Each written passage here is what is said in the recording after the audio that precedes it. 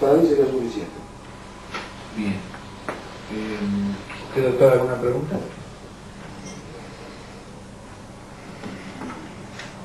Sí.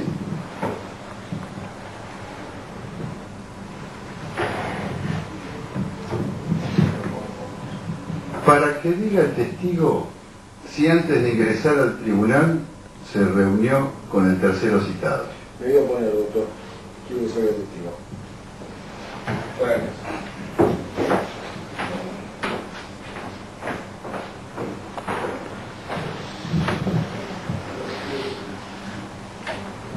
Me voy a poner a la pregunta que le quiere formular al doctor, porque no hace a la cuestión que debe relatar el testigo, que es los hechos que percibió por sus sentidos.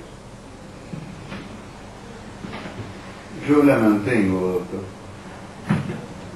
Bueno, este tipo de preguntas suelen plantearse en la audiencia cuando aparecen aspectos que son contradictorios entre los testigos. Entonces es usual que se busquen una forma de a veces llegar a la verdad o a veces ejercer algún tipo de presión para que descalificar, digamos, tendiente a descalificar al testigo, mejor dicho, la declaración del testigo, en definitiva, que no es favorable a quien plantea esta cuestión. Fijémonos que aquí, y es porque es realmente usual que el abogado, cuando cita a un testigo, también escuche su declaración, y esto no es una cuestión que afecte a la ética profesional. Escuchar la declaración del testigo antes de la audiencia. Porque si alguien ofrece a un testigo, el abogado es lógico que escuche su declaración, que además puede ser contraria a los propios intereses de su defendido. Entonces, si partimos de la base que una vez que el testigo se sienta, presta declaración y declara, su declaración queda incorporada al proceso, por el principio de adquisición procesal, queda ya incorporado al proceso, no puede, si le favorece a su defendido, el abogado decir o pedirle al juez o a quien tome la audiencia que deje sin efecto, que tache su declaración y que desiste. Ya sería tarde para desistir. Por eso digo que es normal y es lógico que quien defiende o ejerce el derecho de defensa lo haga íntegramente y escuche la versión del testigo antes de prestar la audiencia. Puede ser esta una cuestión que puede derivar eventualmente en algún otro tipo de acción, así que yo normalmente estas preguntas de esta naturaleza se reciben en las audiencias. Así que vamos a hacer pasar al testigo para escuchar su declaración.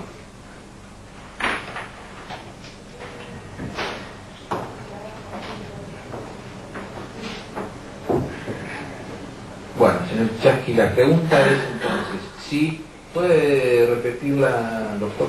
Sí. Si antes de entrar a esta audiencia usted se reunió con el tercero citado. No tuve ningún tipo de encuentro con usted. Bueno. No más preguntas. No más preguntas. No más preguntas. Bueno.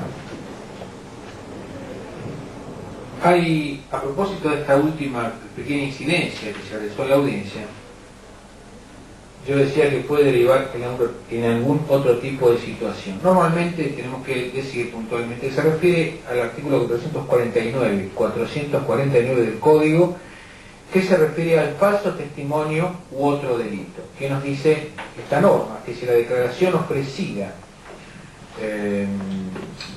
ofrecida por sí indicios graves o circunstancias que determinaran o pudieran derivar en la comisión de delitos por parte del declarante, entonces el juez podrá decretar la detención del presunto culpable y remitirlo a disposición del juez competente, comúnmente denominado como falso testimonio. Es realmente muy difícil hablar de indicios graves cuando un testigo presta declaración, porque tiene que ser algo realmente muy evidente para afirmar que el testigo ha mentido. Por tanto, también muchas veces se pide un testimonio de la declaración del testigo que se considera falsa y se la hace girar a la justicia penal para que se instruya justamente la eventual comisión de este delito.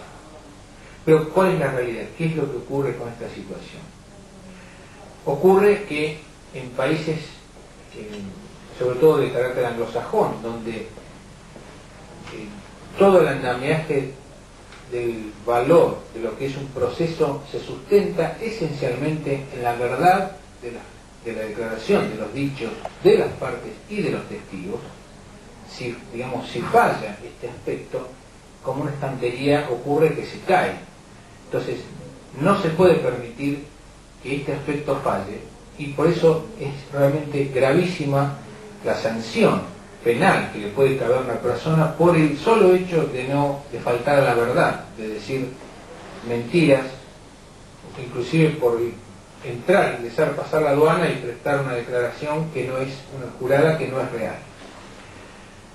A ese punto llega el valor que se le da a la declaración. No ocurre esto en la realidad entre nosotros, porque siguiendo la idea, si ese testigo, esa declaración de la cual se hizo un testimonio y fue girada a la justicia de instrucción, se realiza en un sumario penal, normalmente la óptica es distinta de apreciación de los hechos. Ahí ocurre justamente, o sea, acá en nuestro país, que normalmente para hablar de falso testimonio tiene que ocurrir que la declaración del testigo, en este caso por el Chasqui, tiene que haber sido falsa y que además no alcanza con eso. La realidad es que además el juez civil que vaya a declarar, que vaya a dictar la sentencia, tiene que haber sustentado como un elemento fundamental para establecer la responsabilidad en este caso en la declaración del testigo Chasqui. Si no lo hubiera considerado como un elemento central, no podríamos afirmar que hay falso testimonio, y esto en consecuencia nos lleva a considerar que el juez penal no podría resolver esta cuestión de si hay o no falso testimonio hasta tanto se decida en definitiva lo que ocurra en este proceso civil. Bueno, creo que aquí damos por finalizado este trámite de juicio, de proceso, en lo que tiene que ver, como dijimos, la oralidad actuada en el proceso.